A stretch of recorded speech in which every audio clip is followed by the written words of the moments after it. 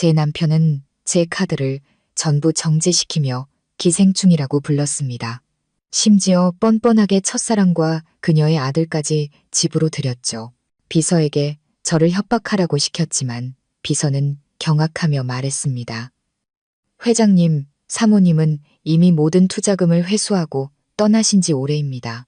저는 최고급 백화점의 가장 화려한 층 한가운데에 서 있었습니다. 크리스탈 샹들리에의 눈부신 빛이 값비싼 드레스들 위로 쏟아져 내렸죠. 그 순간에 저 역시 남편 강태준이 늘 비웃던 속 빈 꽃병에 불과했습니다. 저는 다이아몬드 목걸이를 차가운 유리 진열대 위에 내려놓으며 보석의 냉기가 손끝으로 스며드는 것을 느꼈습니다.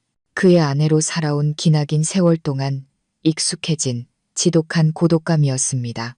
점원이 공손하게 카드 단말기를 내밀자 저는 늘 그랬듯 태연하게 블랙카드를 건넸습니다. 단 한 번도 한도 따위를 걱정해 본 적이 없었으니까요. 하지만 삐 하는 건조한 기계음은 결제 성공음이 아닌 냉혹한 거절의 메시지였습니다. 결제 실패, 정지된 카드입니다. 손님. 그 순간 모든 것이 멈춘 듯 했습니다. 스쳐 지나가던 모든 시선이 제게로 향했죠. 이 결혼 생활에서 수많은 충격을 겪으며 마음의 준비를 했다고 생각했지만 온몸을 꿰뚫는 듯한 치욕감에 등골이 떨려왔습니다. 저는 이것이 단순한 기술적 오류가 아님을 직감했습니다. 이런 짓을 할 수 있는 권력과 뻔뻔함을 가진 사람은 단 한 명뿐이었으니까요. 바로 그때 제 휴대폰 화면이 밝아지며 제 마음속에서 이미 타인이 되어버린 이름이 떠올랐습니다. 강태준. 저는 깊게 숨을 들이마셔 목구멍까지 차오른 씁쓸함을 삼키고 구석진 곳으로 가 전화를 받았습니다. 목소리가 조금도 떨리거나 약하게 들리지 않도록 안간힘을 쓰면서요. 무슨 일이야, 강태준 씨? 수화기 너머로 태준의 비웃음 소리가 들려왔습니다. 모든 것을 손에 쥔 자의 오만함과 만족감이 가득한 웃음소리였죠. 윤서연, 지금 뭐하고 있어? 카드 정지됐지. 시간 낭비하지 마. 네가 어디 있는지 다 알고 너에게 의존이라는 게 뭔지 제대로 가르쳐 주려고 작은 교훈을 준비했으니까. 그의 목소리는 마치 아내를 대중 앞에서 모욕하는 게 아니라 값싼 군것질거리를 못 먹게 하는 것처럼 아무렇지 않았습니다. 저는 휴대폰을 쥔 손에 힘을 주었습니다. 손톱이 손바닥을 깊게 파고드는 물리적인 고통이 오히려 이성을 붙잡는데 도움이 되었습니다. 그는 항상 저를 황금 세 장에 갇힌 어린 새로 여겼습니다. 그의 돈으로 숨쉬고 돈 쓰는 것밖에 모르는 그는 아주 큰 착각을 하고 있었습니다. 하지만 저는 지독할 정도의 침착함을 유지했습니다. 내 카드, 당신이 정지시켰구나. 원하는 게 뭐야? 제 목소리는 상처의 기색 하나 없이 단단했습니다. 똑똑하네. 넌 항상 똑똑했지. 잔머리만. 태준의 목소리에는 비아냥이 가득했습니다. 저의 모든 노력과 기여를 짓밟았던 지난 세월이 떠올랐습니다. 당장 집으로 돌아와. 그리고 더 중요한 건 이 집의 새로운 질서를 받아들이는 법을 배우란 거야. 얌전히 받아들이지 않으면 카드뿐만 아니라 네가 지금 누리는 풍족한 삶 전체가 사라지게 될 거야. 너도 알잖아. 넌 강태준 아내라는 타이틀 말고는 아무것도 없다는 걸.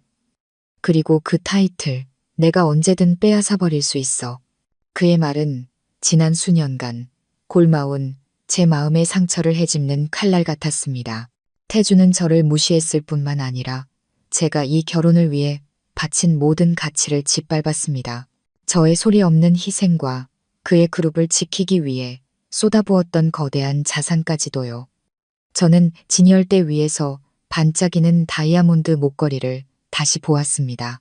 이제 그것은 아무 의미도 없었고 심지어 경멸스럽기까지 했습니다. 제게 필요했던 것은 물질이 아니라 존중이었습니다. 지난 10년간 어리석게도 갈구하고 기다려왔던 바로 그것. 저는 태준에게 바로 대답하지 않았습니다. 커다란 창밖으로 제 발 아래 펼쳐진 거대한 도시를 내려다보았습니다. 저것은 강태준이 아닌 바로 제가 일궈낸 세상이었습니다.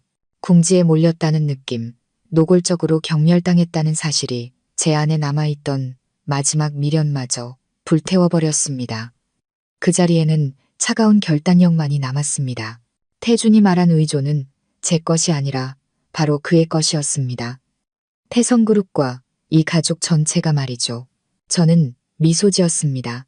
태준이 수화기 너머로는 볼 수 없는 지독히도 차가운 미소였습니다. 저는 이 게임이 끝났음을 알았습니다. 그리고 강태준, 그는 자기가 방금 거대한 다른 연극의 막을 스스로 내렸다는 사실을 전혀 모르고 있었습니다. 제가 극본을 쥔 주인공이고 그는 곧 무대에서 퇴장당할 조연에 불과하다는 것을요. 저는 한마디도 없이 전화를 끊고 점원에게 돌아섰습니다. 이 목걸이 포장해 주세요. 이 카드는 잠시 시스템 오류가 있는 것 같네요. 다른 방법으로 결제하겠습니다. 저는 핸드백에서 업무용으로만 쓰는 두 번째 휴대폰을 꺼내 짧은 메시지를 보냈습니다. 단 30초 후 카드도 단말기도 없이 목걸이 결제가 완료되었습니다. 점원은 놀란 눈으로 저를 쳐다봤고 저는 마음속으로 결심했습니다. 이 순간이 바로 이 가짜 황금 세 장을 벗어던지고 자유로운 불사조로 날아오를 때라고.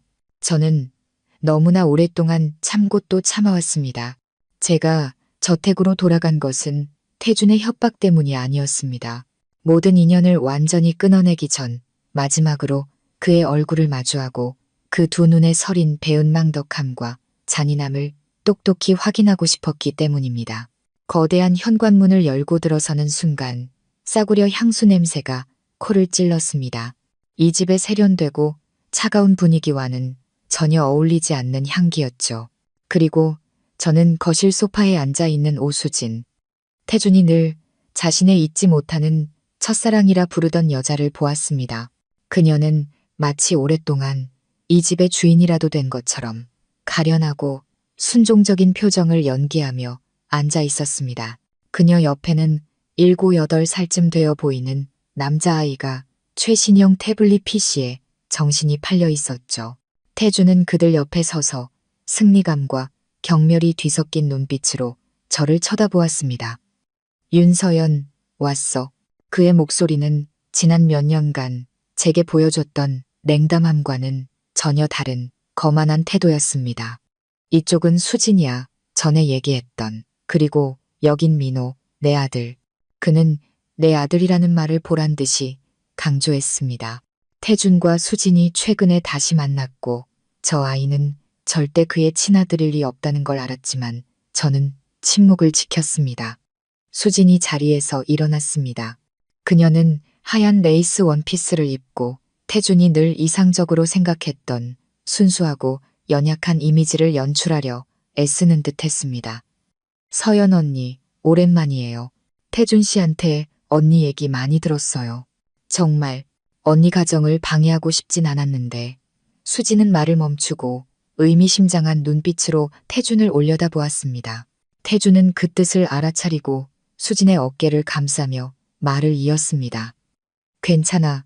서연이는 이해심 많은 사람이니까. 내가 서연이 카드를 정지시킨 것도 이제 집에서 아내와 엄마의 역할에만 충실하라는 뜻이었어. 이제부터 수진이랑 민호, 우리랑 같이 살 거야. 저는 그 자리에 얼어붙었습니다. 충격 때문이 아니라 이 두 인간의 상상 초월하는 뻔뻔함 때문이었습니다. 저는 태준을 똑바로 쳐다보았습니다. 그를 믿었던 제 자신이 후회스러워 속이 뒤틀리는 것 같았습니다. 10년의 결혼 생활, 10년간 저는 제 신분과 능력을 숨겨왔습니다. 강태준이라는 남자가 권력이나 돈이 없는 평범한 여자를 사랑하고 존중할 수 있는지 시험해보고 싶었기 때문입니다. 이제 그 답은 너무나도 명확해졌습니다. 태준에게 저는 그저 장식품, 사회적 안정을 위한 도구, 그 이상도 이하도 아니었습니다. 우리랑 같이 산다고 저는 되물었습니다. 제 목소리는 얼음장보다 차가워 수진이 저도 모르게 몸을 움츠렸습니다. 강태준 씨, 수진 씨가 누군지 알잖아. 당신 과거일 뿐이야. 법적인 아내는 나고, 그런데 다른 여자랑 그 여자의 아들을 집에 들이고 내 카드를 정지시키고 이걸 받아들이라고. 내가 뭐라고 생각해. 감정 없는 인형이야. 태주는 발끈했습니다. 그는 제가 이렇게 날카롭게 말하는 것을 항상 싫어했죠. 그만해. 윤서연, 너한테 정말 질렸어. 넌 항상 내 세상에 갇혀 살잖아. 차갑고 재미없게. 넌 비싼 꽃병이야. 우아함의 상징이지만 아무짝에도 쓸모없지. 그룹을 위해 해준 것도 없고 내 사업에 도움 준 것도 없어. 그저 내 옆에 그림자처럼 서 있는 것 말고는. 하지만 수진이는 달라. 그녀는 내게는 절대 없는 따뜻함과 이해심을 줬어. 태주는 지친 듯 한숨을 내쉬었습니다. 그 값싼 변명에 저는 실소를 터뜨릴 뻔했습니다. 당신이 수진 씨를 데려온 건 따뜻함 때문이 아니잖아. 나를 견제하고 나에게 모욕을 주기 위해 이용하려는 거잖아. 하지만 강태준 씨, 당신은 아주 기본적인 사실 하나를 잊었어. 당신이 말하는 그 쓸모없는 내가 3년 전 태성그룹을 파산 직전에서 구해냈다는 사실을 벌써 잊었어? 태성그룹. 그 이름에 태준의 표정이 굳었고 의기양양하던 수진의 얼굴도 딱딱하게 굳었습니다. 둘은 서로를 쳐다보더니 이내 태준이 의심 가득한 눈으로 저를 향했습니다. 무슨 소리 하는 거야? 그 수천억 원, 그건 대형 투자사에서 빌린 돈이었어. 내 돈이 아니라 협상은 내가 했고 넌 그냥 서류에 사인만 했을 뿐이야. 망상 좀 그만해. 윤서연, 네가 어떻게 그런 큰 돈을 마련해? 망상?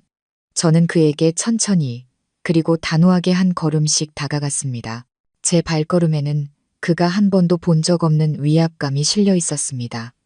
강태준, 난 항상 당신에게 스스로의 힘으로 일어설 기회를 줬어. 하지만 당신은 그 기회를 경멸로 걷어차버렸지. 좋아, 이제 모든 걸 밝힐 시간이야. 저는 더 이상 고통을 느끼지 않았습니다. 오직 해방감뿐이었죠. 이 황금세장은 너무나 오랫동안 비좁고 먼지투성이었습니다. 저는 탐욕과 자만심으로 뒤엉킨 태준의 두 눈을 똑바로 쳐다보았습니다. 그리고 제 단 한마디가 그가 애써 쌓아 올린 모든 것을 무너뜨릴 수 있음을 알았습니다. 저는 순종적인 아내의 가면을 벗어던질 준비가 되었습니다.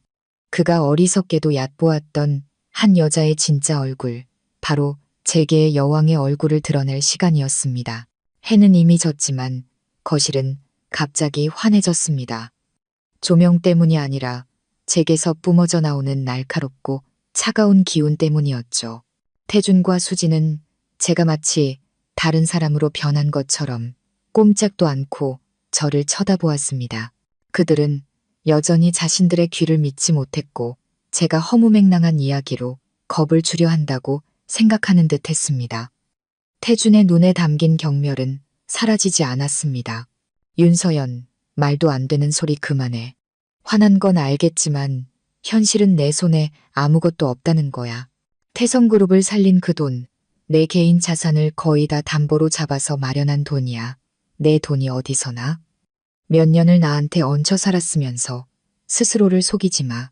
태주는 강한 척 말했지만 그의 목소리는 미세하게 떨리고 있었습니다. 불안감이 그의 마음속에 스며들고 있다는 증거였죠. 수지는 비웃으며 말했습니다.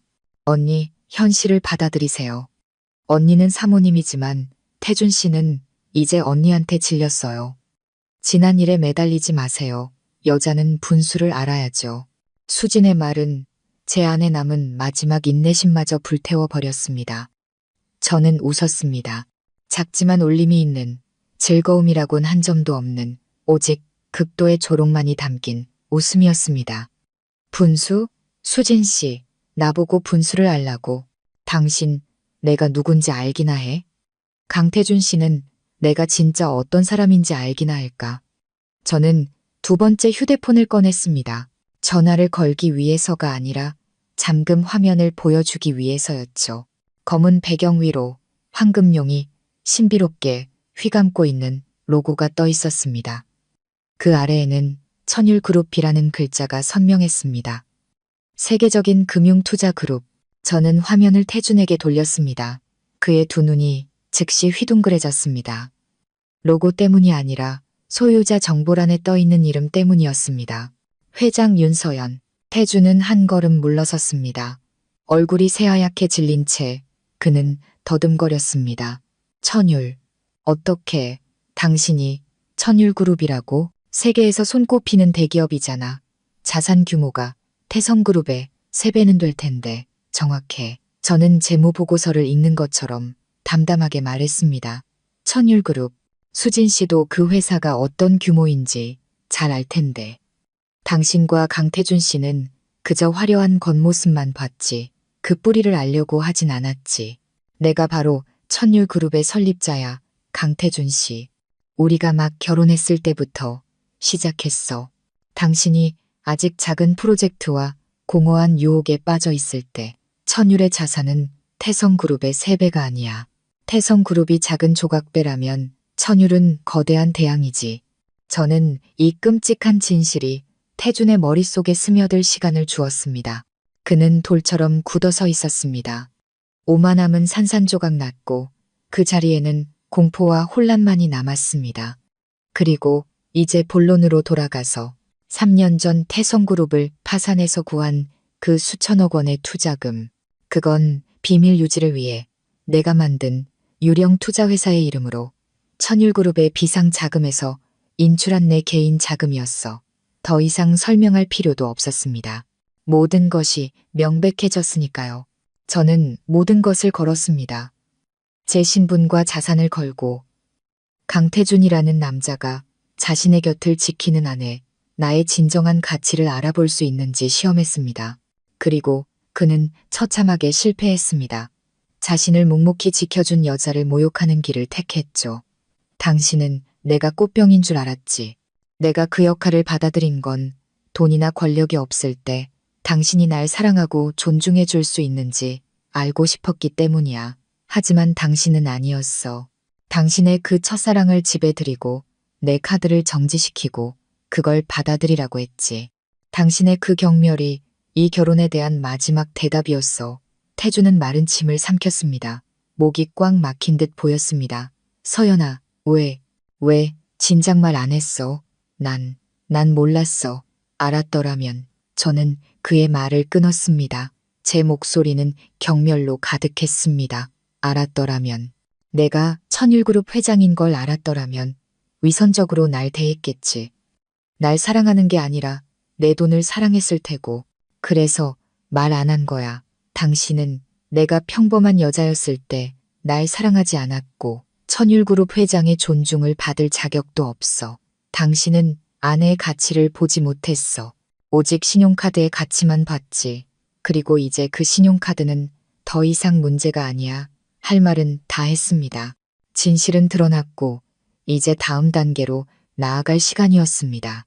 강태준과 오수진이 그들의 배은망덕함과 거짓말에 대해 혹독한 대가를 치르게 할 단계로 저는 태준을 지독히도 차가운 눈빛으로 쳐다보았습니다. 그가 한 번도 본 적 없는 이 체스 게임을 끝낼 준비가 된 경쟁자의 눈빛으로 방 안에는 숨막히는 침묵이 흘렀습니다. 태준은 여전히 충격으로 하얗게 질린 얼굴로 서 있었죠. 수지는 잠시 당황하더니 이내 다시 오만한 표정을 지으려 했었습니다. 하지만 그녀의 눈빛에는 감출 수 없는 불안과 질투가 스쳐 지나갔습니다. 그녀는 천율그룹이 어떤 곳인지 분명히 알고 있었고 만약 제 말이 사실이라면 자신이 상대할 사람을 완전히 잘못 골랐다는 것도 깨달았을 겁니다. 하지만 탐욕과 기만적인 본성은 그녀가 어떻게든 상황을 수습하려 들게 만들었습니다.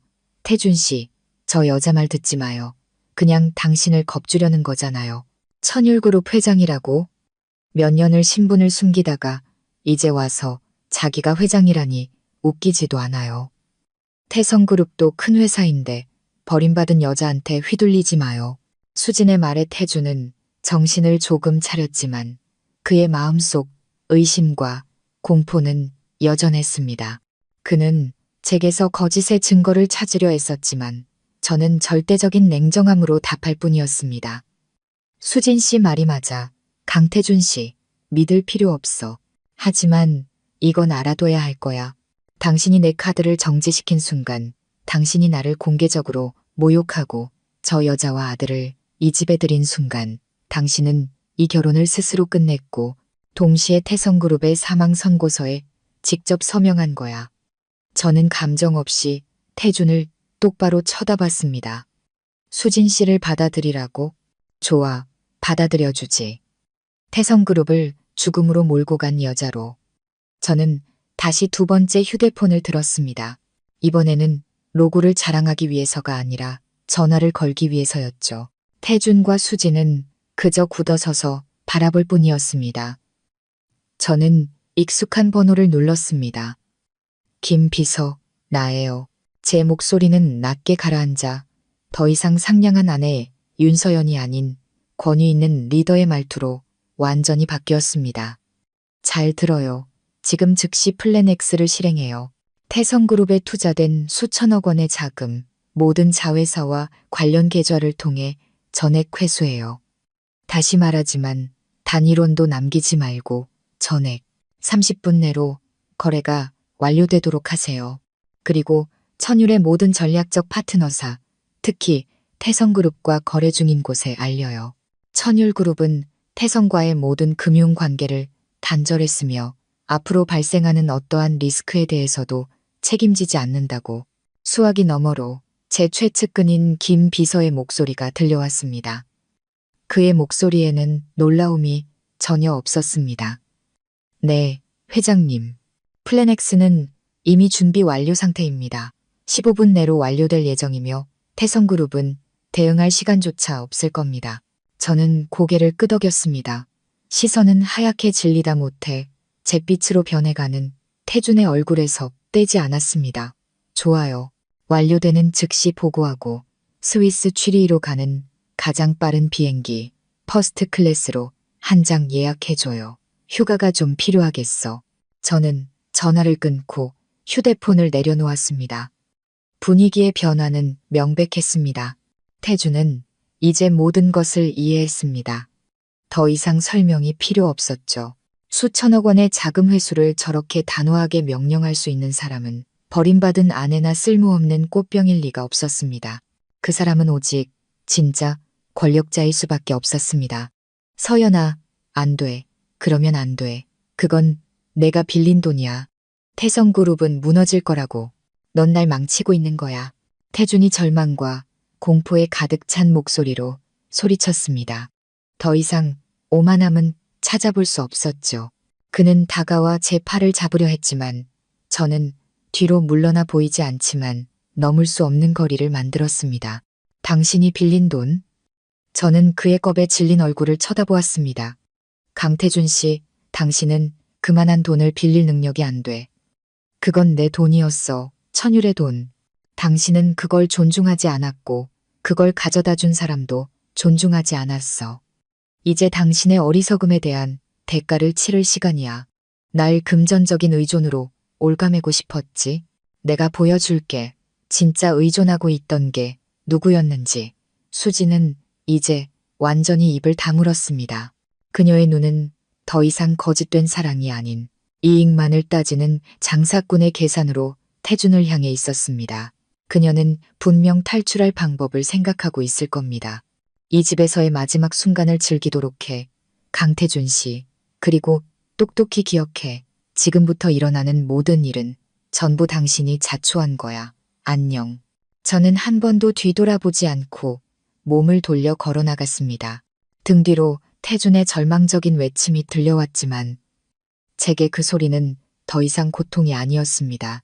치욕으로 가득했던 인생의 한 챕터를 마감하는 엔딩곡이었죠. 스위스, 제가 평화를 되찾을 곳, 그리고 태성그룹, 그가 몰락과 마주할 곳. 제가 저택을 떠난 지 불과 몇 시간 만에 모든 것은 예상대로 천율그룹이 치밀하게 준비한 시나리오대로 진행되었습니다. 저는 개인 전용기에 올랐습니다. 태준이 늘 제가 좋아한다고 착각했던 사치를 즐기기 위해서가 아니었습니다. 지나간 일들을 돌아보고 더 중요하게는 제가 방금 일으킨 도미노 효과를 지켜볼 절대적인 고요함이 필요했기 때문입니다.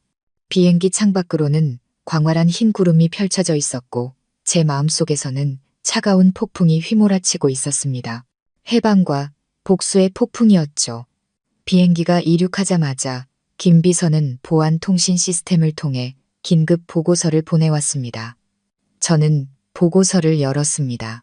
숫자 하나하나를 꼼꼼히 읽을 필요도 없었습니다. 제목만 훑어봐도 태성그룹의 현 상황을 충분히 알 수 있었으니까요. 자금 회수 완료, 100%, 자산 천일그룹 해외 펀드로 이전 완료, 거래는 내부 부채 청산으로 위장되어 단기적으로 법적 의혹 없음, 파트너사 반응, 천율의 간접 통보 직후 태성그룹의 최대 파트너사 두 곳이 유동성 리스크를 이유로 연쇄 프로젝트 철수 선언, 주요 은행 3곳, 갑작스러운 자본금 부족 및 담보 재심사를 위해 태성그룹 계좌 동결, 부도 선언. 이 시간 만에 태성그룹은 만기가 도래한 단기 부채 상환 불능, 긴급 이사회 소집 후 모든 활동 중단 결정. 법규에 따라 태성그룹은 지급 불능 상태로 공식 부도 처리. 이 소식은 이미 국내외 언론에서 대서특필하고 있었습니다. 저는 보고서를 읽으며 한 점의 동정심도 느끼지 못했습니다. 오직 차가운 만족감뿐이었죠. 15분. 강태준이 그토록 자랑스러워하고 저를 모욕하는데 사용했던 그 거대한 자산이 완전히 무너지는데 걸린 시간은 단 15분이었습니다. 이 붕괴는 단순히 돈의 문제가 아니었습니다. 그것은 자존심의 붕괴였고 태준이 스스로를 기만해온 권력이라는 환상의 붕괴였습니다. 그는 제가 꼭두각시라고 생각했지만 정작 제 손아귀에 노란한 것은 자기 자신이었습니다. 태준은 저를 쓸모없는 사모님, 패션과 파티밖에 모르는 사람으로 여겼습니다. 하지만 그는 몰랐습니다. 그 세월 동안 제가 사모님이라는 가면 뒤에서 수천억 원짜리 협상을 하고 세계를 뒤흔드는 투자 결정을 내리고 다국적 기업을 끊임없이 경영해 왔다는 사실을요. 저는 자금 회수 명령을 내릴 때 경악하던 태준의 얼굴을 떠올렸습니다. 그는 충격과 절망에 빠져 있었죠. 불과 몇 시간 전 제 카드를 정지시켰던 오만한 남자와는 완전히 다른 모습이었습니다. 그 충격은 단순히 돈 때문이 아니었습니다. 뒤늦은 깨달음 때문이었죠. 자신이 경멸했던 아내가 자신보다 몇 배는 더 큰 권력과 지혜 그리고 자산을 가진 사람이었다는 이 경멸의 대가는 너무나도 비쌌습니다. 태준은 아내를 모욕하는 순간의 희열을 위해 자신의 모든 경력과 자산을 맞바꾼 셈이었습니다. 보고서에는 김 비서가 부도 선언 직전 태준이 직원들 앞에서 했던 연설의 일부를 발췌해 첨부했습니다. 무슨 일이 일어났는지 이해할 수가 없습니다. 단 하룻밤 사이에 태성그룹은 배신당했고 보이지 않는 세력에 의해 모든 것을 빼앗겼습니다. 그 말을 들으니 헛웃음만 나왔습니다. 보이지 않는 세력은 없어. 강태준 씨. 당신이 애써 외면했던 진실이 있을 뿐 저는 당신이 이해하길 바라지 않아요. 당신이 그것을 상실의 고통과 무력감을 아주 조금씩 온몸으로 겪기를 바랄 뿐이에요. 저는 눈을 감고 부드러운 가죽 의자에 기댔습니다. 이제 저는 더 이상 강태준의 아내가 아니었습니다. 저는 자유롭고 독립적인 여성, 천율그룹 회장 윤서연이었습니다. 이 결혼은 너무나 오랫동안 제 발목을 잡았고 제 에너지와 믿음을 갉아먹었습니다. 이제 모든 짐을 벗어던졌습니다. 하지만 마음 깊은 곳에서 이 복수는 완전한 기쁨을 가져다 주지는 않았습니다. 그것은 냉대와 무시로 점철된 세월에 대한 정당한 대가일 뿐이었습니다. 저는 태준이 제 가치를 알아봐 주길 바랐지만 그는 돈과 오만함을 택했습니다. 태성그룹의 몰락은 피할 수 없는 결말이었고 자신의 여자를 소중히 여기지 않은 남자의 필연적인 결과였습니다. 저는 눈을 떠 창밖을 보았습니다. 수평선 너머로 찬란하고 강렬한 아침 햇살이 떠오르고 있었습니다. 그것은 새로운 삶의 빛이었습니다. 더 이상 가짜 신분이나 의존에 얽매이지 않고 온전히 제 손으로 쟁취한 삶. 복수의 여정은 이제 막 시작되었지만 가장 중요한 챕터, 순종적인 아내의 챕터는 막을 내렸습니다. 저는 스위스 취리히에 있는 제 개인 별장에 도착했습니다. 천율그룹의 가장 중요한 프로젝트들을 처리하기 위해 종종 머물던 곳이었죠. 수천 킬로미터나 떨어져 있었지만 한국의 혼란스러운 상황에 대한 모든 정보는 제 믿음직한 비서, 김 비서를 통해 실시간으로 업데이트되었습니다. 저는 커다란 창가에 앉아 따뜻한 차를 마시며 김 비서가 화상통화로 보고하는 내용을 들었습니다. 태성그룹은 공식적으로 법정 관리에 들어갔습니다. 모든 자산은 청산을 위해 동결되었고 강태준은 소액 주주들로부터 수많은 소송에 직면해 있습니다. 회장님, 태성그룹은 완전히 마비되었습니다. 강태준은 절망에 빠져 있습니다. 회장님께서 버리신 개인 번호를 포함해 가능한 모든 채널로 연락을 시도하고 있지만 모두 실패했습니다. 더 중요한 것은 언론이 이 전격적인 자금 회수 뒤에 있는 보이지 않는 세력에 대해 캐기 시작했다는 점입니다. 김 비서는 프로페셔널한 목소리로 보고했지만 숨길 수 없는 통쾌함이 묻어났습니다. 김 비서는 제가 천율그룹을 처음 세울 때부터 함께하며 제가 얼마나 많은 희생과 비밀을 감수해야 했는지 잘 아는 사람이었습니다. 또한 태준이 제게 안겨준 치욕을 모두 지켜본 증인이기도 했죠. 저는 희미하게 미소 지었습니다.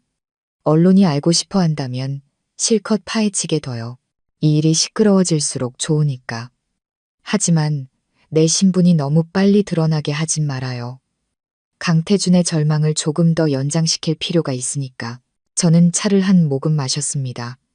따뜻한 온기가 퍼져나가는 느낌은 제 마음속 냉기와는 정반대였습니다. 김 비서, 강태준이 내 과거를 파기 시작했나요? 김 비서는 고개를 끄덕였습니다. 네, 실직 상태인 그의 전 비서에게 그 수천억 원 투자금에 대한 모든 정보를 다시 파헤치라고 지시했고 결과는 이미 그에게 전달되었습니다. 제가 개입해서 강태준이 가장 적나라한 진실을 받아보도록 조치해뒀습니다.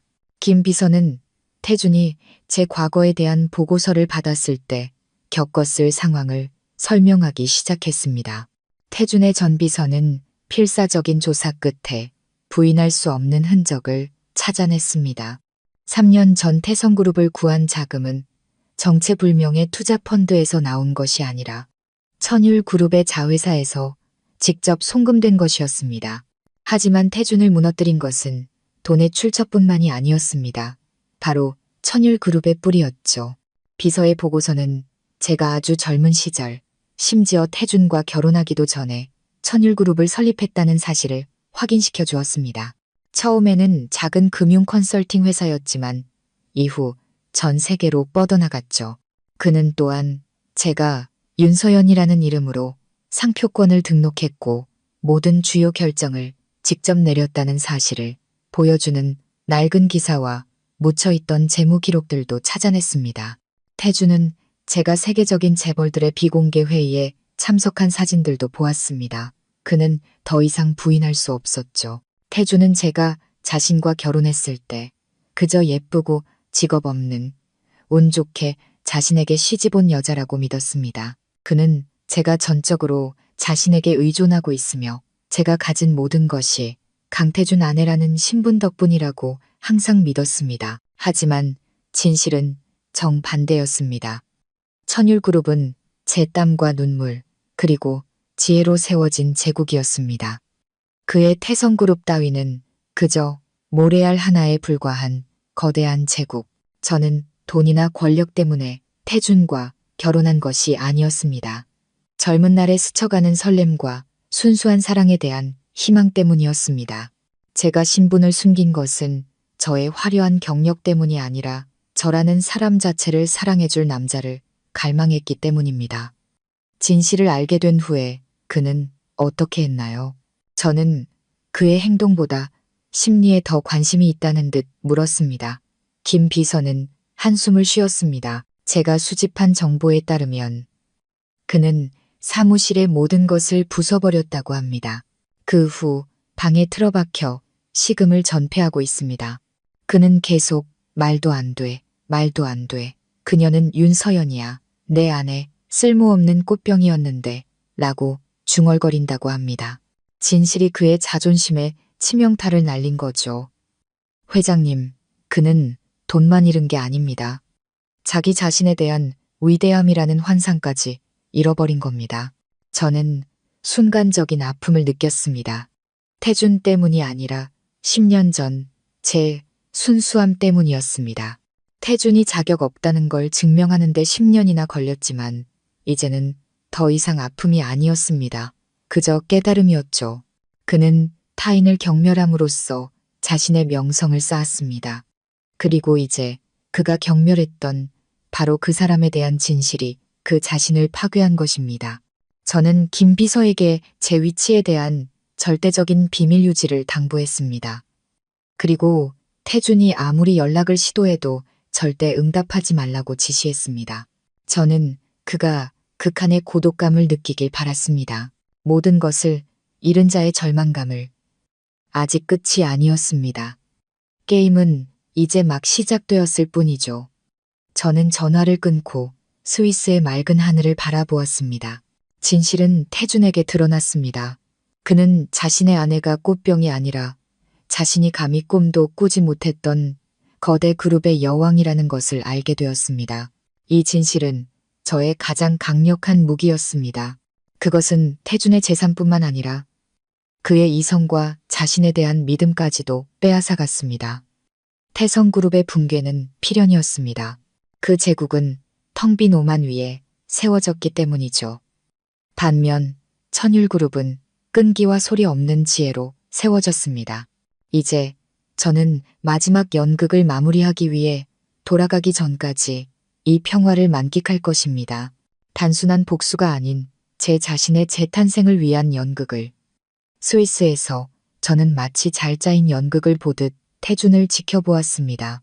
그 연극에서 태준은 자신의 비극 속에서 발버둥 치는 주연 배우였죠. 제가 천율그룹 회장이라는 사실을 확인하는 보고서를 받은 후 태준의 공황 상태는 더 이상 재정적인 문제에 머무르지 않았습니다. 그것은 광기와 강박으로 변했습니다. 태준은 제가 오래전에 사용을 중단한 개인 번호부터 태성그룹의 업무용 메일함으로 보내는 이메일, 심지어 SNS에 올리는 절박한 간청의 메시지까지 온갖 방법으로 제게 연락을 시도했습니다. 그는 수백 통의 전화를 걸고 수천 개의 메시지를 보냈습니다. 내용은 분노와 협박에서 애원과 후회로, 그리고 마지막에는 위선적인 숭배로 바뀌었습니다. 그는 자기가 틀렸다고, 저를 사랑한다고, 자신의 제국을 다시 일으키기 위해 제가 필요하다고 썼습니다. 제 카드를 정지시키던 그 오만한 남자의 모습은 온데간데 없었죠. 저는 김 비서가 보내온 녹음 파일과 이메일을 보며 차갑게 미소 지었습니다. 저는 태준이 저를 사랑하지 않는다는 것을 알았습니다. 그는 권력과 돈을 사랑했습니다. 그리고 이제 모든 것이 사라지자 그는 자신이 무심코 잃어버린 수천억 원의 자산을 사랑할 뿐이었습니다. 그가 제게 돌아오고 싶어 하는 것은 부부의 정 때문이 아니었습니다. 파산의 구렁텅이에서 벗어나기 위해 강태준 아내라는 신분과 천율그룹 회장의 후원이 필요했기 때문이죠. 하지만 태준의 모든 노력은 헛수고였습니다. 저는 어떠한 흔적도 남기지 않고 모든 연락을 철저히 차단했습니다. 제 개인 휴대폰은 파기되었고 강태준 아내라는 신분과 관련된 SNS 계정은 삭제되었으며 천율그룹의 모든 연락망은 철벽 같은 보안 시스템으로 보호되었습니다. 태준에게 저는 마치 이 세상에 존재하지 않았던 사람 같았을 겁니다. 그의 생명력을 빨아들인 흔적 없는 권력의 유령. 이는 태준을 극도의 고립 상태로 몰아넣었습니다. 그는 회사와 재산을 잃었을 뿐만 아니라 분노를 터뜨리거나 애원할 대상마저 잃어버렸습니다. 저의 침묵은 가장 가혹한 형벌이었습니다. 그에게 더 이상 탓할 사람을 남겨두지 않고 이 비극이 오직 자신의 경멸에서 비롯되었다는 진실과 마주하게 만들었죠. 김 비서는 태준이 주변의 모든 사람을 의심하기 시작했다고 전했습니다. 그는 수진을 의심하고 자기 어머니를 의심하고 심지어 집안의 고용인들까지 의심했습니다. 그는 제가 근처 어딘가에서 자신을 지켜보고 있으며 이 침묵이 심리전이라고 믿었습니다. 이 혼란과 절망은 제 계획의 일부였습니다. 저는 그의 오만함이 산산조각 나고 자신이 경멸했던 사람에게 운명이 좌우되는 무력감과 절망감을 맛보길 바랐습니다. 만약 제가 제 신분을 더 일찍 밝혔더라면 이 결혼이 더 좋은 결말을 맞았을까? 스스로에게 물었습니다. 대답은 아니오였습니다. 태주는 저를 존중하지 않았을 겁니다. 오히려 저를 두려워하고 더 많이 이용하려 들었겠죠. 저는 태준에게 10년간 사랑하고 친절하게 대할 기회를 주었지만 그는 배은망덕함을 선택했습니다. 진정한 권력은 블랙카드나 회장이라는 직함에 있는 것이 아니었습니다. 자신의 삶에 대한 절대적인 주도권, 그리고 가치 없는 것들을 단호하게 버릴 수 있는 능력에 있었습니다. 스위스에서 바라본 태주는 서서히 가라앉고 있었습니다. 수진이 아들과 함께 곁에 있었지만 태주는 더 이상 그녀를 믿지 않았습니다. 그는 의심 가득한 눈으로 그녀를 바라봤습니다. 그가 이상화했던 첫사랑이 아니라 짐 덩어리로 보는 듯했죠. 바로 이 고립이 수진에게 다음 단계로 나아갈 기회를 주었습니다. 제가 이미 예상했던 거짓으로 가득 찬 한 걸음을 저는 태준이 심리적 붕괴의 문턱에 있으며 수진이 던질 충격적인 소식이 그를 올가매려는 마지막 지푸라기가 되리라는 것을 알았습니다. 절망에 빠진 태준이 덥석 물게 될 지푸라기. 저는 김 비서의 다음 보고를 기다리며 마음의 준비를 했습니다. 수진이 곧 새로운 연극을 꾸며낼 것이라는 걸 알았으니까요. 취리히에서의 제 침묵은 절망에 빠진 태준이 수진의 거짓된 시나리오를 더 쉽게 받아들이게 만드는 완벽한 발판이 되었습니다. 절망은 거짓의 씨앗이 자라기에 비옥한 땅이었고 교활한 본성을 가진 수진은 그 기회를 놓치지 않았습니다. 제가 천율그룹 회장이라는 사실을 안 후 태준이 그녀를 의심하기 시작했지만 그는 너무나도 쇠약하고 고독해서 스스로 진실을 찾을 힘이 없었습니다.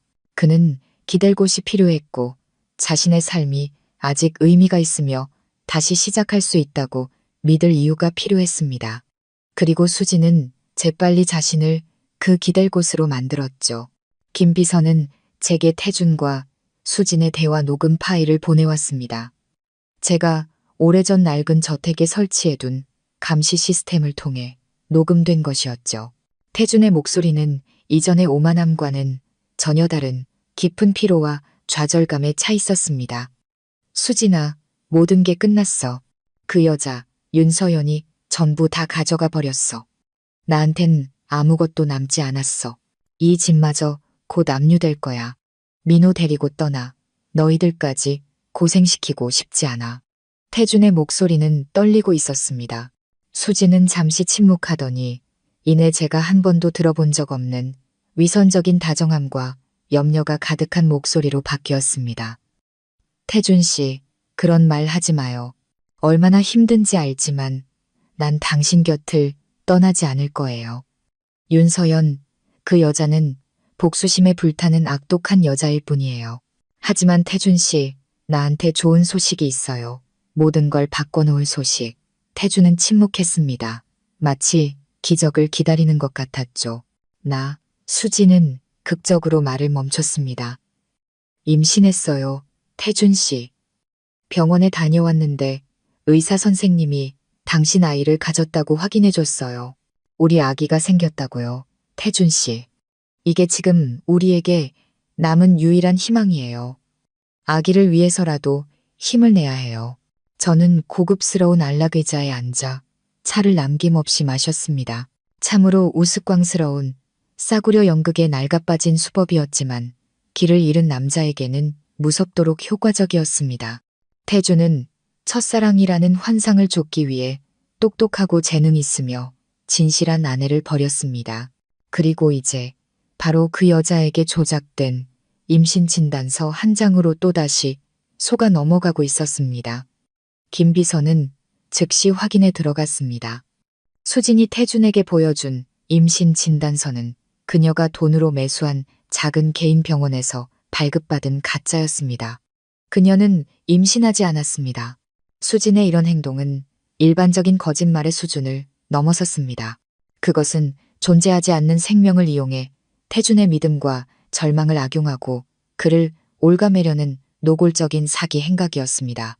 이는 수진의 본성이 태준이 생각했던 것처럼 결코 선하지 않다는 것을 보여주었습니다. 그녀는 태준을 사랑한 게 아니었습니다. 그가 가졌던 화려한 껍데기와 막대한 재산을 사랑했을 뿐입니다. 그리고 태준이 모든 것을 잃자 그녀는 그를 붙잡아두기 위해 가장 비열한 방법을 사용한 것입니다. 태준은 여전히 태성그룹의 전 회장이었고 그녀의 눈에는 아직 이용 가치가 남아 있었을 겁니다. 남은 재산이 있을 수도 있고 혹은 제가 그를 용서하고 도와줄 것이라는 희망 같은 것들. 녹음 파일 속 태준의 목소리는 절망에서 흥분으로 바뀌었습니다. 물에 빠져 죽기 직전의 사람이 겨우 말뚝이라도 잡은 듯한 광적인 감정이었습니다. 정말이야? 수진아, 정말이야? 우리 아기가 생겼다고? 그는 스스로를 안심시키려는 듯 같은 질문을 여러 번 반복했습니다. 수진은 위선적인 안도로 답했고 심지어 감동적인 눈물 연기까지 펼쳤습니다. 그럼요, 태준 씨. 당신 아이를 낳아줄게요. 우리 아기가 당신이 모든 걸 이겨낼 힘이 되어줄 거예요. 걱정 마요. 다시 모든 걸 되찾을 수 있을 거예요. 제가 항상 곁에 있을게요. 저는 눈을 감았습니다.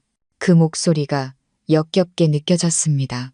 수지는 태준을 속였을 뿐만 아니라 어머니라는 신성한 역할과 한 아이의 존엄성까지 모독하고 있었습니다. 저는 지나치게 냉정하고 이성적이었지만 수지는 지나치게 사악하고 잔인했습니다. 저는 개입할 필요성을 느꼈습니다. 단순히 태준에게 복수하기 위해서가 아니라 수진의 죄를 폭로하고 그녀가 더 이상 거짓을 퍼뜨리는 것을 막기 위해서였습니다. 하지만 저는 인내심을 갖기로 했습니다. 태준이 이 덫에 더 깊이 빠지도록 내버려 둬야 했습니다. 그래야 진실이 밝혀졌을 때의 실망감이 몇 배는 더 커져 그가 완전히 희망을 잃게 될 테니까요. 제 계획은 순조롭게 진행되고 있었습니다. 단지 수진이 제가 굳이 수고할 필요도 없이 스스로 극적인 에피소드를 추가해 준 셈이었죠. 저는 김 비서에게 계속해서 면밀히 감시하라고 지시했습니다. 특히 수진과 태준의 어머니의 모든 움직임을. 저는 저를 항상 무시하고 수진을 예뻐했던 시어머니가 이 소식을 듣고 어떤 반응을 보일지 궁금했습니다. 과연 그녀는 이 거짓을 알아차릴 만큼 분별력이 있을까?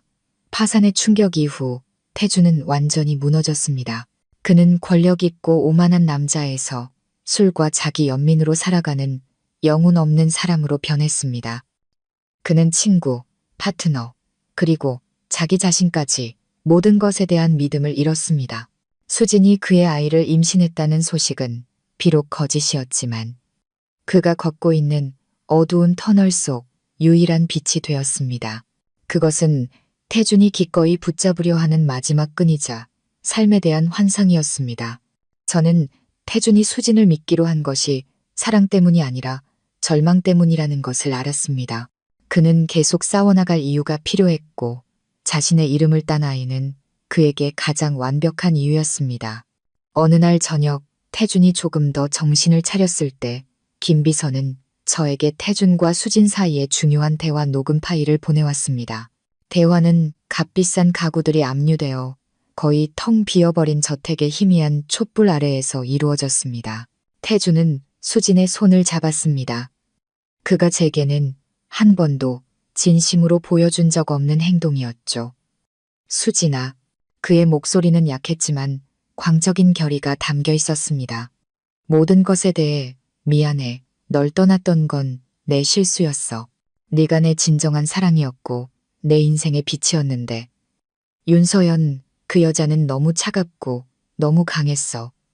나한텐 그런 여자가 필요 없어. 네가 필요해. 너의 다정함과 그리고 이 아이가. 그 말이 우습게 들렸습니다. 태준은 아직도 아무것도 이해하지 못했습니다. 그는 여전히 여자를 지혜와 굳건함이 아닌 위선적인 연약함과 겉으로 드러나는 다정함으로 평가했습니다. 그는 배신과 거짓의 진실과 마주하는 대신 수진이 애써 꾸며낸 따뜻한 가정이라는 환상에 더 큰 가치를 두었습니다. 그는 절망과 가짜 임신 위에 세워진 결혼을 수진에게 약속했습니다. 수진아, 약속할게. 모든 게 잠잠해지면 어떻게든 윤서연과 이혼할 거야. 그 여자, 더는 필요 없어. 너와 결혼해서 너와 아이를 이 집의 정식으로 강태준 아내로 드릴 거야. 너와 아이가 내게 남은 전부야.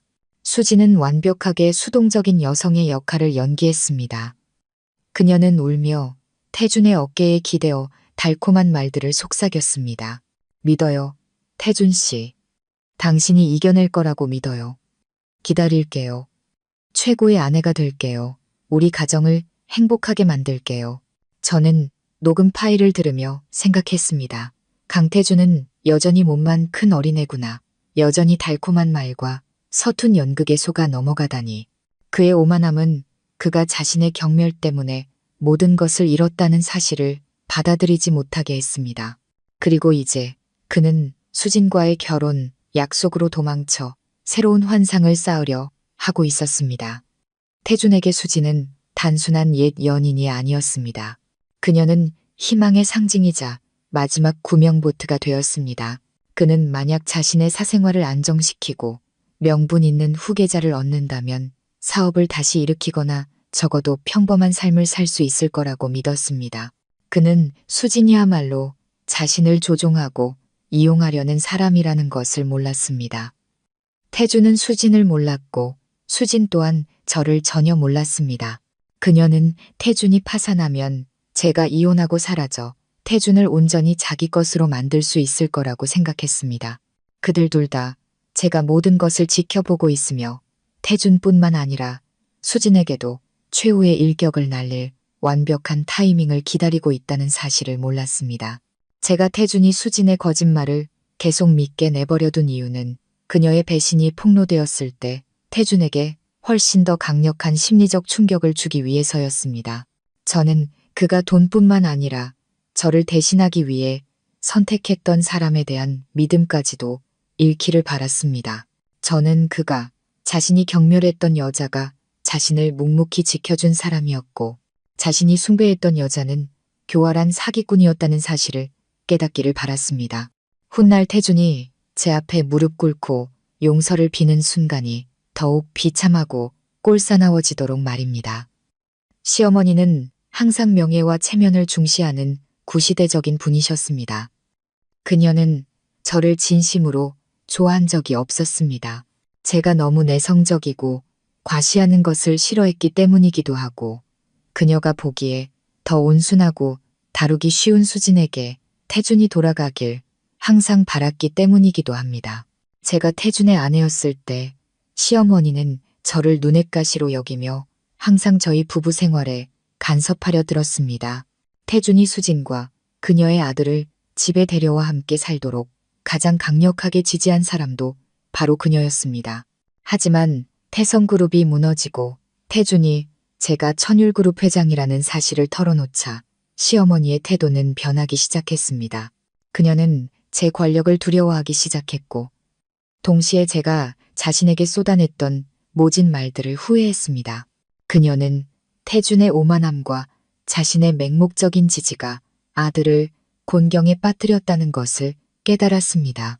태성그룹이 무너지고 태준이 완전히 쇠약해져 수진에게 의지하던 바로 그 시절 시어머니는 오히려 수진을 의심하기 시작했습니다. 그녀는 산전수전 다 겪은 사람이었고 과도한 다정함을 항상 경계했습니다. 그녀는 태준이 모든 것을 잃었음에도 불구하고 수진이 너무나도 열성적이고 적극적으로 구는 것을 보았습니다. 그것은 순수한 사랑이라기보다는 계산적인 행동처럼 보였습니다. 수진이 임신했다는 소식은 처음에는 시어머니를 매우 기쁘게 했습니다. 태성그룹 가문의 대를 이을 희망이었으니까요. 하지만 바로 그 기쁨이 그녀를 더 경계하게 만들었습니다. 시어머니는 손주를 원했지만 출처가 불분명한 손주는 원치 않았습니다. 그리고 수지는 시어머니가 아무리 예뻐해도 이미 아이가 있는 여자였습니다. 어느 날 오후 수진이 밖으로 나가 전화를 받을 때 시어머니는 우연히 복도를 지나가고 있었습니다. 수지는 아무도 듣지 않는다고 생각하고 친구와 편안하게 통화했습니다. 그녀의 목소리는 더 이상 평소의 다정함이 아니었습니다.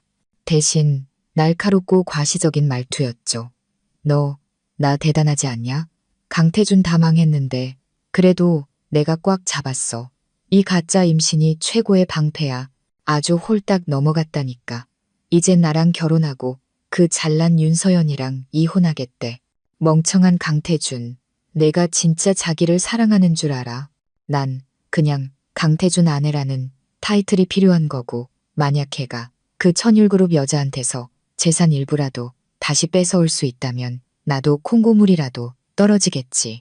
시어머니는 벼락이라도 맞은 듯 그 자리에 굳어버렸습니다. 수진의 잔인하고 뻔뻔한 말에 귀가 먹먹해졌습니다. 그녀는 자신이 믿었던 아들이 결혼하길 바랐던 여자가 가짜 임신으로 태준의 절망을 이용하는 교활한 사기꾼이라는 사실을 믿을 수 없었습니다. 이 진실은 태성그룹의 붕괴보다 더 고통스러웠습니다. 시어머니는 수진을 미래의 며느리처럼 여겼지만 이제 그녀는 독사나 다름없었습니다. 그녀는 차갑지만 진실했던 며느리 서연을 떠올렸습니다. 수천억 원으로 태성그룹을 구하고도 전혀 생색내지 않았던 후회가 그녀의 마음속에서 밀려왔습니다. 그녀는 서연이 차가웠던 것은 너무나 정직했기 때문이고 수진이 다정했던 것은 너무나 거짓되었기 때문이라는 것을 깨달았습니다. 시어머니는 떨리는 몸으로 방으로 돌아왔습니다. 마음은 분노와 의심으로 가득 찼습니다. 그녀는 절망의 끝에 있는 아들을 수진이 계속해서 속이도록 내버려 둘 수 없었습니다. 그녀는 더 이상 수진을 조금도 믿지 않았습니다. 그녀는 모든 것을 명확히 하고 이 끔찍한 덫에서 태준을 보호해야 했습니다. 저는 멀리서 김 비서가 보내온 그 통화 녹음 파일을 받고 미소 지었습니다. 시어머니가 스스로 진실을 발견한 것입니다. 시어머니의 각성은 중요한 요소였습니다. 그것은 수진의 연극을 더 빨리 끝내고 태준이 더 이상 기댈 곳 없이 자신을 둘러싼 모든 사람에 대한 적나라한 진실과 마주하게 만들 것입니다. 저는 시어머니가 침묵하지 않을 것을 그녀가 수진과 대면할 것이고 바로 그때 수진이 자신의 진짜 얼굴을 드러낼 수밖에 없으리라는 것을 알았습니다. 수진의 전화 통화를 엿들은 후 시어머니는 잠을 이룰 수 없었습니다.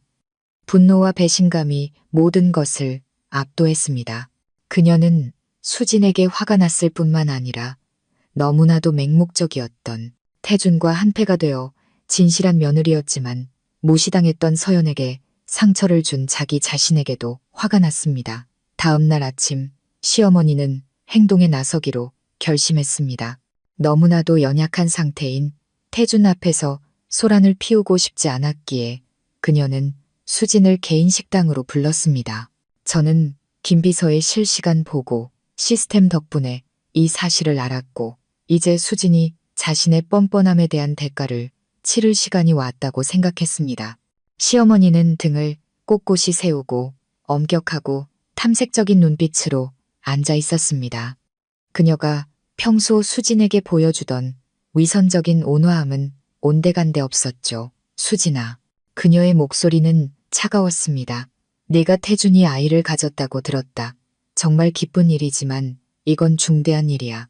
알다시피 우리 집안이 지금 어려운 상황이라 모든 것이 명확하고 투명해야 한다. 수진은 여전히 순진하고 온순한 표정을 유지하며 대답했습니다. 네, 어머님, 저도 알아요. 저도 정말 조심하고 있어요. 걱정 마세요.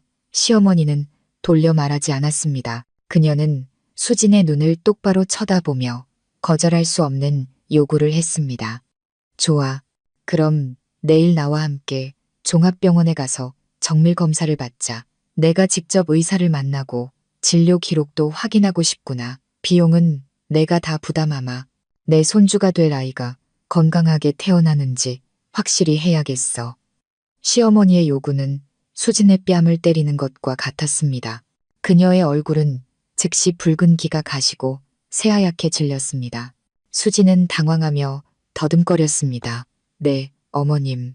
하지만 저는 이미 개인 병원에서 검사를 받았는데요. 의사 선생님이 초기에는 많이 움직이지 않는 게 좋다고 하셨어요. 시어머니는 자신이 전곡을 찔렀다는 것을 알았습니다. 그녀는 목소리를 더 단호하게 높였습니다. 난 개인 병원 따위 믿지 않는다. 수진아, 난 큰 병원에 가고 싶어. 네가 정말 태준이와 이 아이를 사랑한다면 이런 합리적인 요구를 거절하지 않겠지. 그렇지 않으면 난 너의 진심을 의심하기 시작할 수밖에 없어. 수진은 자신의 사기극이 탈로 났다는 것을 깨달았습니다. 그녀는 만약 병원에 가서 검사를 받으면 진실이 밝혀지고 모든 것을 잃게 될 뿐만 아니라 태준과 시어머니에게 경멸당할 것이라는 사실을 알았습니다. 극도의 공황 상태에 빠진 수지는 도망치기로 결심했습니다. 그녀는 배를 움켜쥐고 극심한 고통을 연기하며 소리쳤습니다. 아, 배가. 어머님, 너무 아파요. 유산기가 있나 봐요. 당장 방에 가서 누워야겠어요. 그녀는 식당에서 뛰쳐나가려 했지만 더 빨랐던 시어머니가 문을 막아섰습니다. 거짓말, 더 이상 날 속일 생각 마라. 내가 친구와 통화하는 걸 내가 들었다. 내 그 가짜 임신, 당장 들통나게 될 거야. 수지는 더 이상 물러설 곳이 없었습니다. 시어머니가 화를 내자 그녀는 정말 무서웠습니다. 수지는 시어머니의 팔을 밀치고 문으로 달려갔습니다.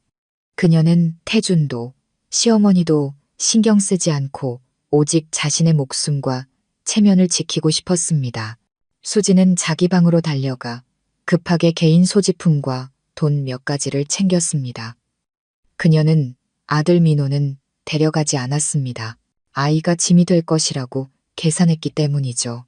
그녀는 미리 불러둔 택시에 올라탔습니다. 그 택시는 원래 병원에 가기 위해 불렀던 것이지만 이제는 도주 차량이 되었습니다. 술에 취해 깊이 잠든 태준과 분노 속에 굳어서 있는 시어머니를 남겨둔 채 태준이 깨어났을 때 그는 수진이 사라진 것을 발견했습니다. 넋이 나간 얼굴의 시어머니와 거실에서 혼자 놀고 있는 아들 민호만이 남아 있었습니다. 태준은 믿을 수가 없었습니다. 그는 태성그룹을 잃었고 저를 잃었습니다. 그리고 이제 희망이었던 첫사랑과 뱃속의 아이마저 그를 버리고 떠난 것입니다. 태준은 완전히 무너졌습니다.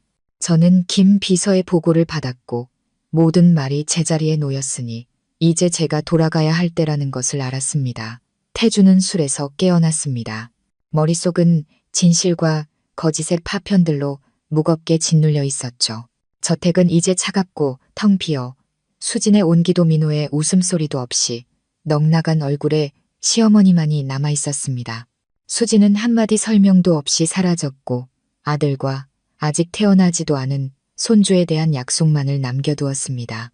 이 실종과 시어머니가 엿들은 가짜 임신에 대한 분노 섞인 말들이 태준의 마음에 끔찍한 의심의 씨앗을 심었습니다.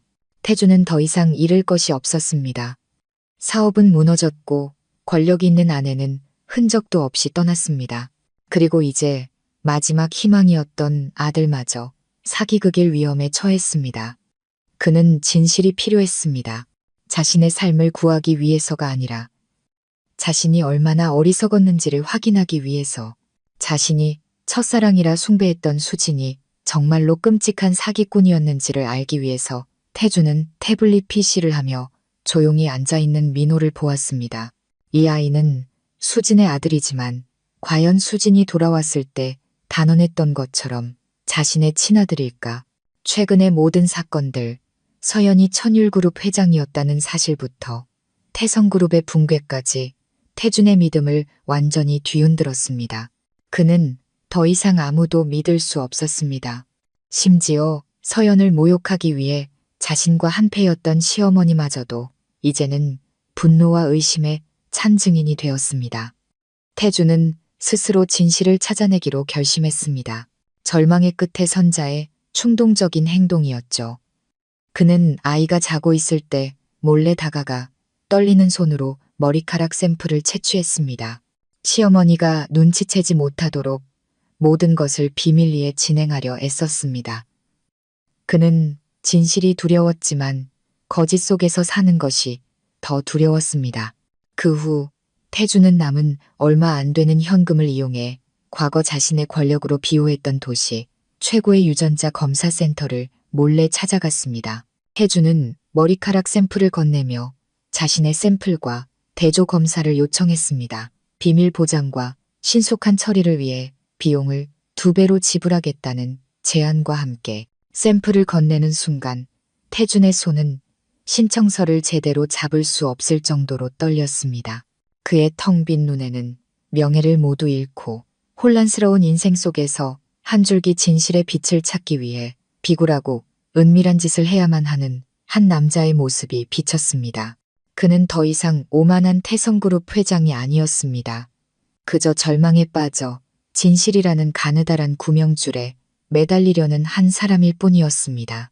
결과를 기다리는 며칠은 태준의 인생에서 가장 길고 고통스러운 날들이었습니다. 그는 방에 틀어박혀 시어머니의 얼굴도 아이의 얼굴도 감히 쳐다보지 못했습니다. 그는 수진이 돌아왔을 때 했던 말들을 떠올렸습니다. 달콤한 말들, 다정한 연기, 그리고 민호가 자신의 친아들이며 과거에 자신이 버렸던 아이라고 단언했던 순간들을 태주는 과거에 그것을 믿었습니다. 그의 오만함이 자신이 선택한 여자를 의심하는 것을 허락하지 않았기 때문입니다. 그는 항상 자신의 선택이 옳았다는 것을 증명하고 싶었습니다.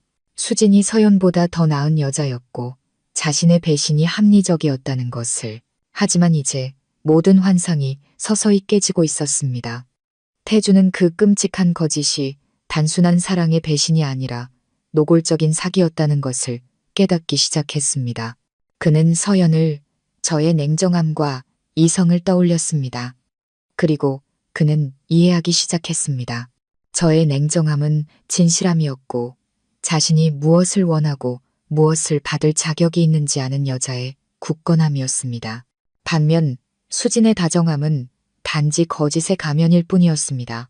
태주는 낡은 신문들과 자신이 경멸하며 구석에 처박아 두었던 천율그룹에 대한 재무 기록들을 찾아보기 시작했습니다. 그는 미친 듯이 숫자 하나하나 수천억 원짜리 프로젝트 하나하나를 읽었습니다.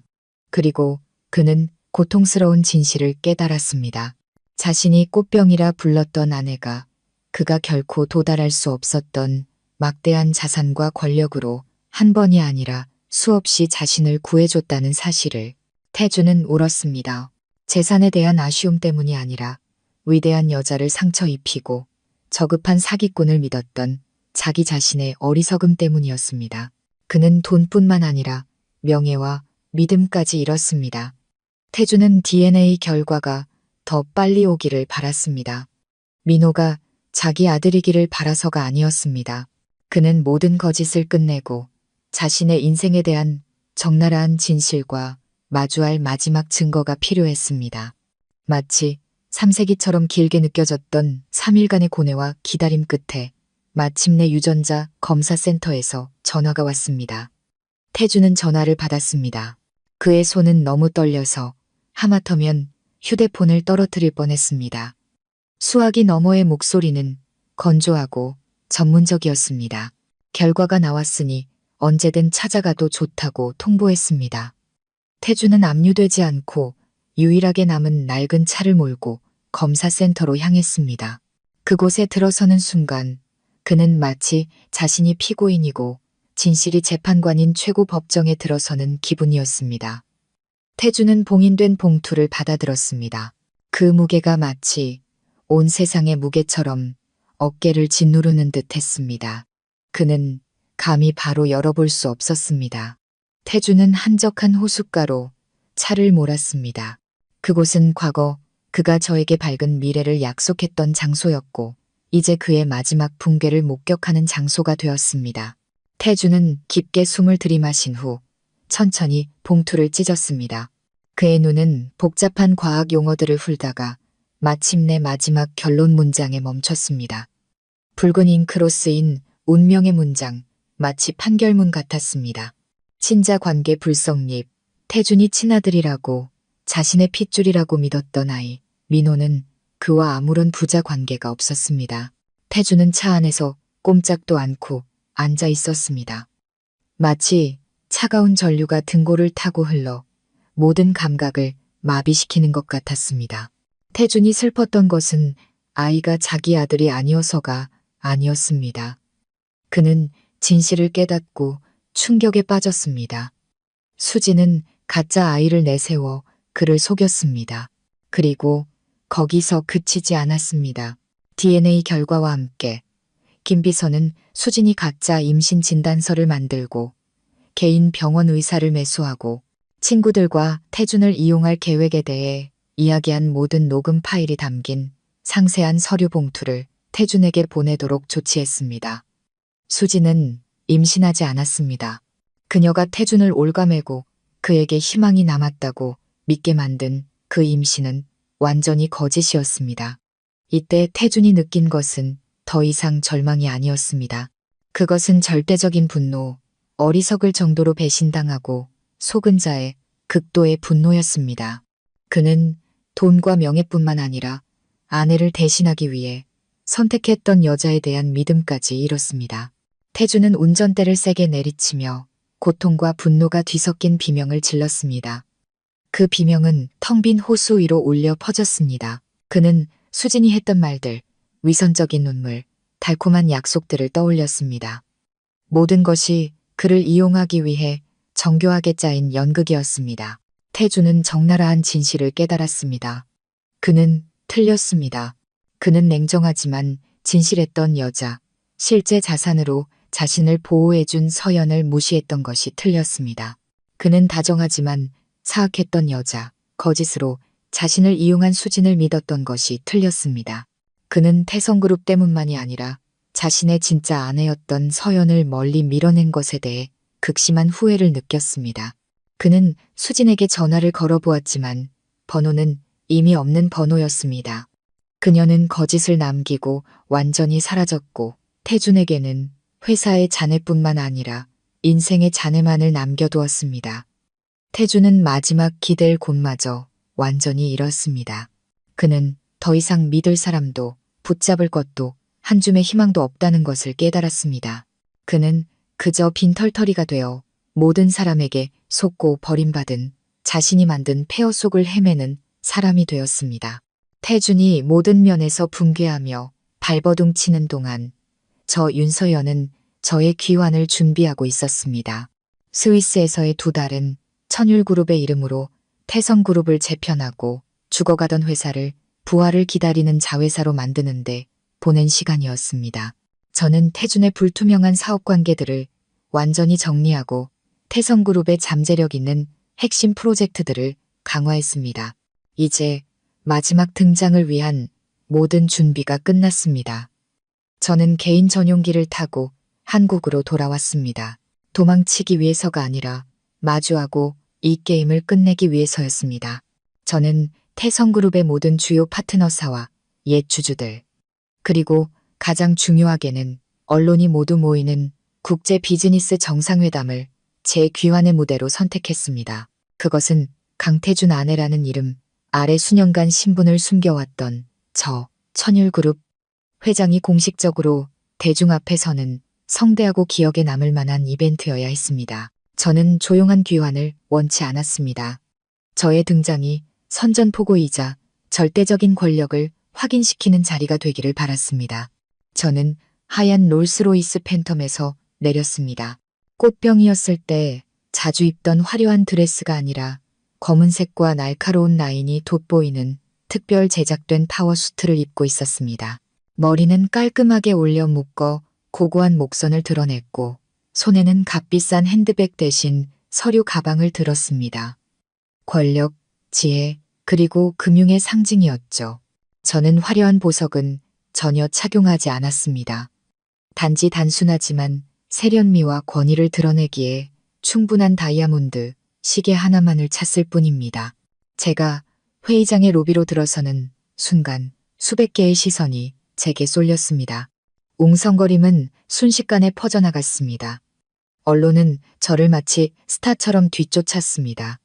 천율그룹은 베일에 쌓인 제국이었고 회장의 신호는 항상 비밀이었기 때문입니다.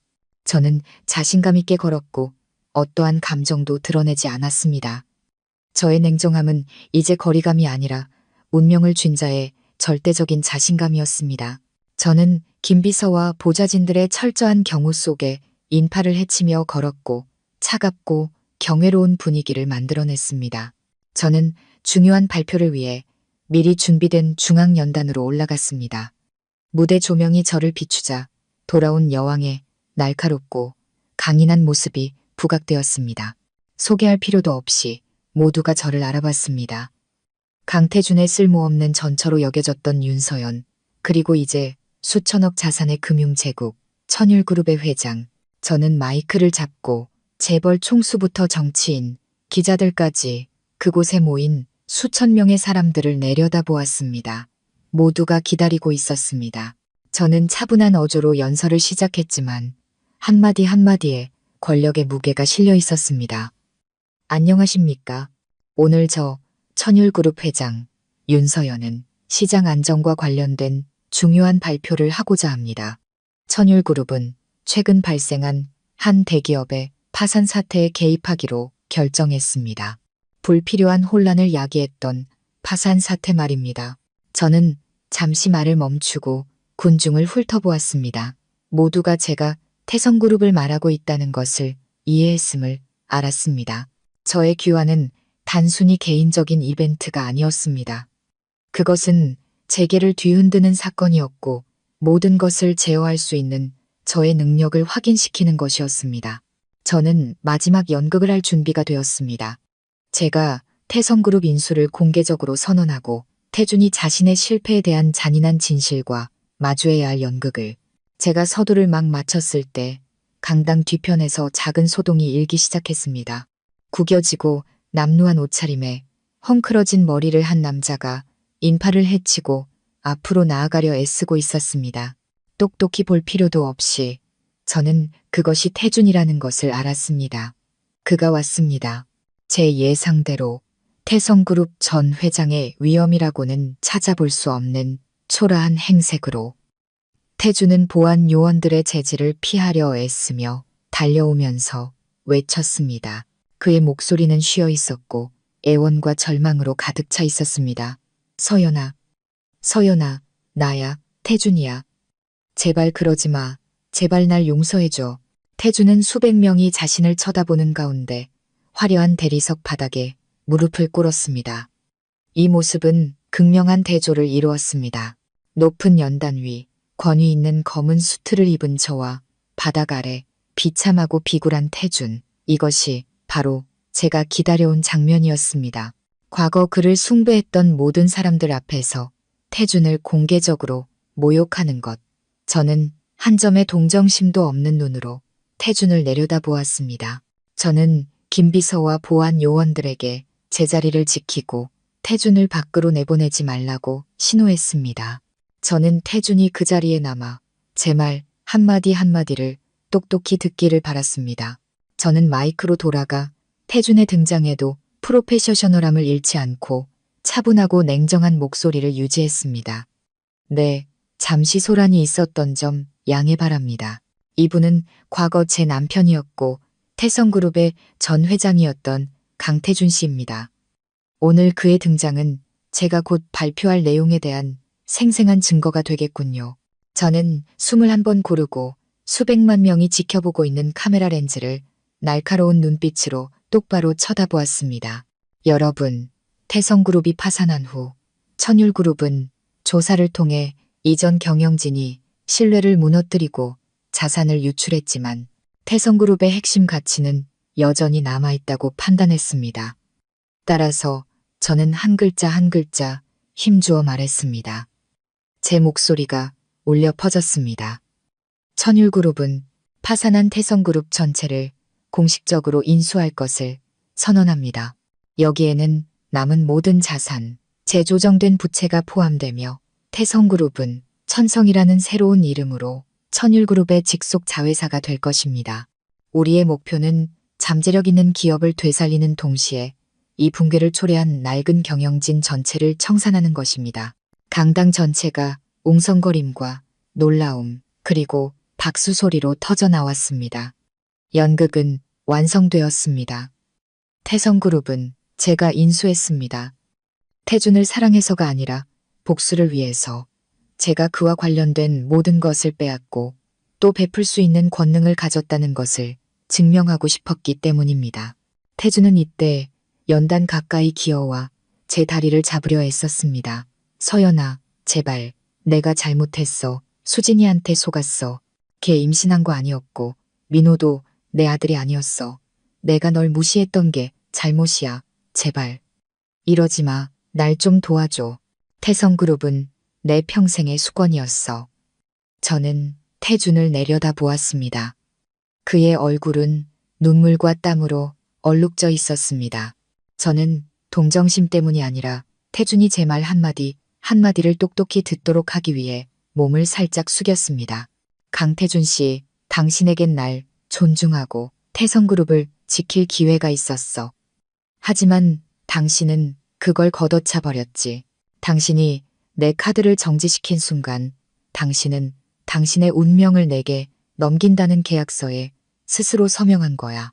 당신은 태성그룹을 잃었어. 당신의 어리석음과 배은망덕함 때문에 저는 몸을 바로 세우고 뒤편에 서 계신 시어머니를 보았습니다. 그녀의 눈에는 후회와 치욕이 가득했습니다.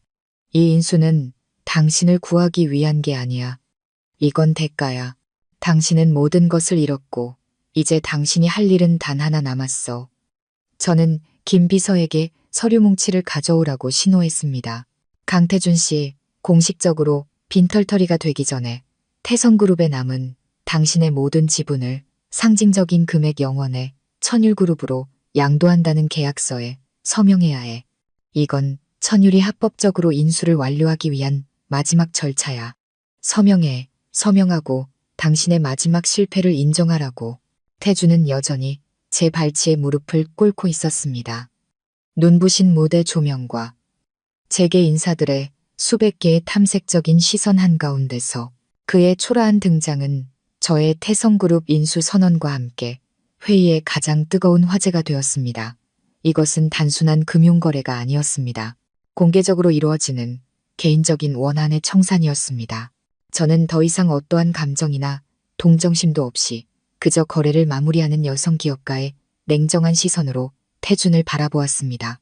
저는 그에게 존중으로 만회할 마지막 기회를 주었지만 그는 처참하게 실패했습니다. 강태준 씨, 난 당신을 구하지 않을 거야. 내가 태성그룹을 인수한 건 이 제국이 다시는 오만과 배은망덕함 위에 세워지지 않도록 하기 위해서야. 당신은 모든 것을 잃었어. 아내를 잃고 회사를 잃고 당신의 명예마저도 잃었지. 제 목소리가 음향 시스템을 통해 울려 퍼졌습니다. 한마디 한마디가 태준의 마음에 칼처럼 밝혔습니다. 태준은 저를 올려다 보았습니다. 그의 두 눈은 눈물로 가득했습니다. 그 뒤늦은 후회는 저를 위한 것이 아니라 그가 잃어버린 것들을 위한 것이었습니다. 그는 더 이상 물러설 길이 없다는 것을 알았습니다. 제 비서 김 비서가 다가와 미리 준비된 태성그룹 지분양도 서류를 옆에 작은 테이블 위에 놓았습니다. 저는 김 비서에게 펜을 태준에게 건네라고 신호했습니다. 태준은 서류를 보았습니다. 천율그룹 자회사 천성이라는 글자를 보고 마지막으로 저를 보았습니다. 그는 자신이 여기에 서명하는 순간 모든 것이 완전히 끝난다는 것을 알았습니다. 태성그룹은 더 이상 태준이라는 이름과 아무런 관련이 없어지고 그는 공식적으로 빈털터리가 될 것이었습니다. 태준의 내면에서는 격렬한 갈등이 일어났지만 결국 절망과 무력감이 승리했습니다. 태준은 떨리는 손으로 펜을 잡았습니다. 과거 수천억 원짜리 계약서에 수없이 서명했던 그의 손은 이제 마지막 글자를 쓰는 것조차 힘겨워 보였습니다. 서명할게. 태준의 목소리는 쉬어 터져 목이 메었습니다. 그가 서명하는 순간 태성그룹은 공식적으로 천율그룹의 소유가 되었고 배은망덕한 남편에게서 경멸받던 아내에게로의 절대적인 권력 이양이 완료되었습니다. 저는 서류를 다시 받아들고 태준을 쳐다보았습니다. 제 얼굴은 완전히 냉정했고 아무런 감정도 없었습니다. 좋아, 제가 말했습니다. 거래는 완료됐어. 이제 당신은 자유야, 강태준 씨. 당신은 더 이상 이 제국과 어떤 자산, 지분 또는 관계도 없어. 이게 당신의 배신과 경멸에 대한 마지막 처벌이야. 태준은 주저앉았습니다. 더 이상 일어설 힘도 없어 보였습니다. 그는 모든 시선이 쏠리는 가운데 바닥에 머리를 박았습니다. 저는 제 목적을 달성했습니다.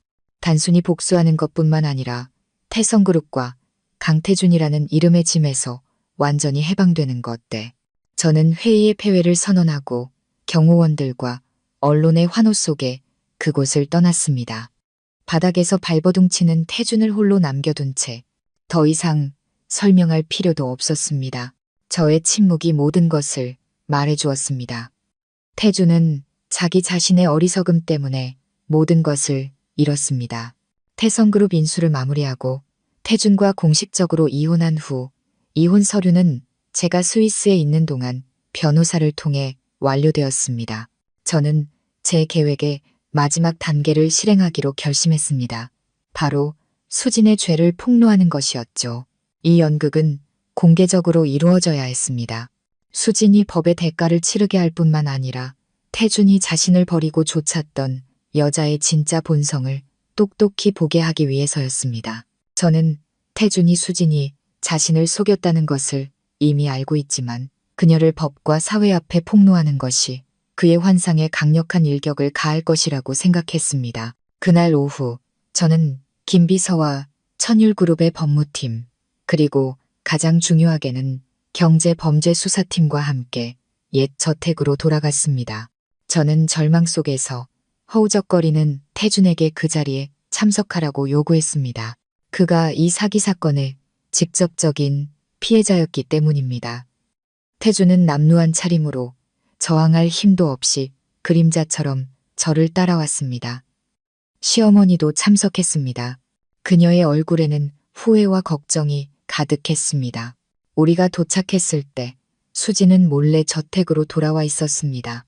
그녀는 모든 것이 잠잠해졌다고 생각하고 남은 재산을 조금이라도 더 챙기거나 계속 숨어 지낼 방법을 찾으려 했던 것 같습니다. 권위 있는 검은 수트를 입은 저와 초라한 태준, 그리고 특히 경찰의 등장을 보자마자 수지는 즉시 모든 상황을 파악했습니다. 그녀의 얼굴은 뻔뻔함에서 극도의 공황으로 변했습니다. 그녀는 도망치려 했지만 문 앞에서 경찰에게 바로 제지당했습니다. 오수진 씨, 더 이상 도망칠 수 없어. 제가 말했습니다. 제 목소리는 냉정하고 단호했습니다. 저는 전처로서가 아니라 피해자의 법적 대리인으로서 말했습니다. 당신은 가짜 임신 진단서를 위조하여 강태준 씨를 기만했고 존재하지 않는 아이를 임신했다고 주장하며 그를 올가매려 했으며 동시에 민호라는 아이가 그의 친아들이라고 속여 그를 기만했습니다. 이 행위는 사기 및 문서 위조 혐의가 있습니다.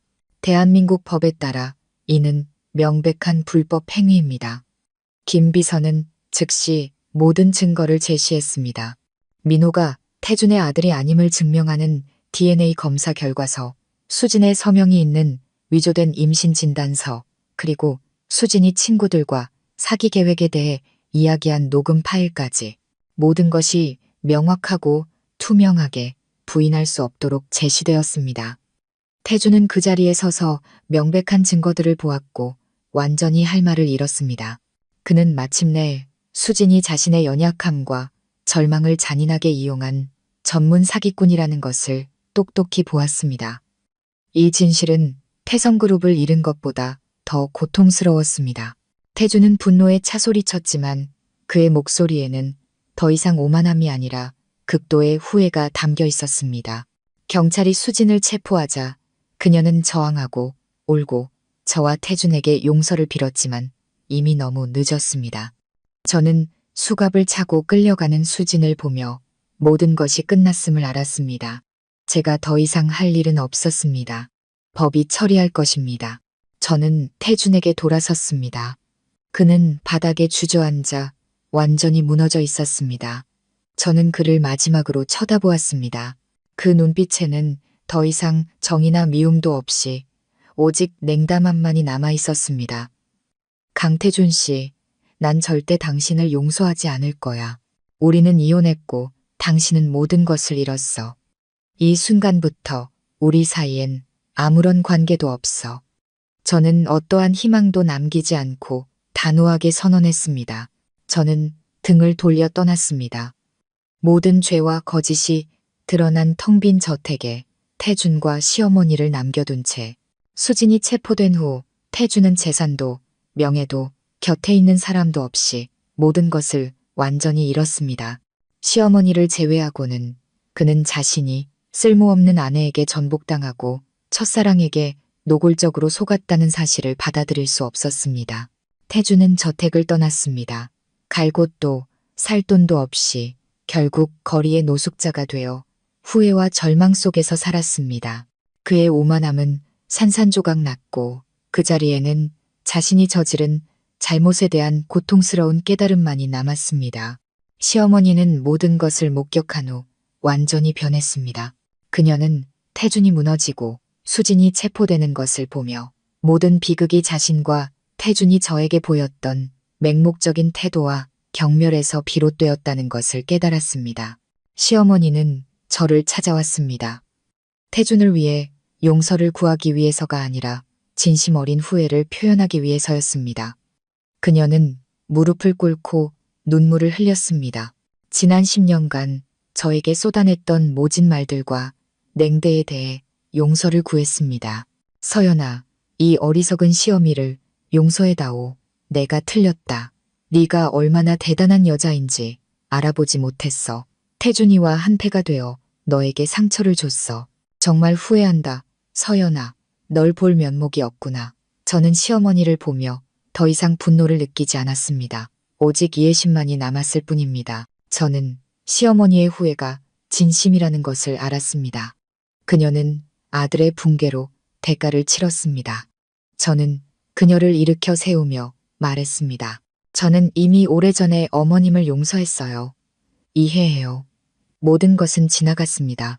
시어머니는 자신의 잘못을 갚기 위해 새로 설립된 천성에서 일하고 싶다는 뜻을 밝혔습니다. 저는 시어머니가 가정과 인력 관리에 경험이 있다는 것을 알았고 그녀의 존재가 과거를 절대 잊지 않게 하는 교훈이 될 것이기에 동의했습니다. 시어머니는 천성의 행정관리부서에서 일하며 소박한 삶을 살고 저에게 절대적인 존경을 표했습니다.